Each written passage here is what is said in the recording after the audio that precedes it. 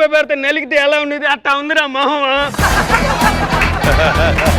జనాలు రెస్టారెంట్కి వచ్చి ఎలా తింటున్నారంటే పుట్టిందే తినడానికి అన్నట్టు తింటున్నారు నా మెనూలో మీ ఆర్డర్.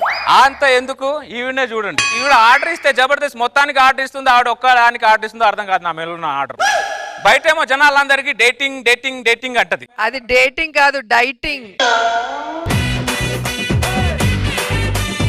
అల్లుడు చూడు నింపుకున్నా నిండు నీళ్ళ ట్యాంక్ లాగున్నాడు. ట్యాప్ ఎక్కడో చూడండి, ఇద్దరం కలిసి స్నానం చేద్దాం. బావగారు బావగారు బాగా చెప్పండి. అసలు పెళ్ళేనా? పెళ్లి పనులన్నీ కంప్లీట్ చేసుకుంటారు, పెళ్లి అని అడుగుతారండి. అది కాదండి, పెళ్ళి అంటే మామిడి తోరణం ఉండాలి కదండి. మీ ఆవిడతో మా దగ్గర అనుకుంటండి. పెళ్ళి అంటే పంచులు ఉండాలి, తప్పే లేదు. పెళ్ళి బ్యాండ్ ఎక్కడ? బ్యాండ్ అండి, మెడికల్ షాప్కి వెళ్ళాలండి తేవాలంటే.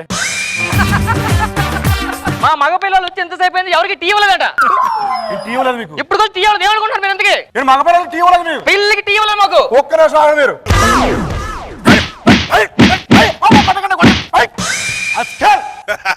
బయటకి తాగడం టీ, ఒక్క రూపాయి పెడితే వస్తా టీ. పిల్లలు టీ పెడతా వస్తావు నువ్వు, సిగ్గు సరవడం దరిద్రుడని చూడ. లేకపోతే టీ అంట, టీ కావాలంటే పెళ్లికి వచ్చి దరిద్రుడికి.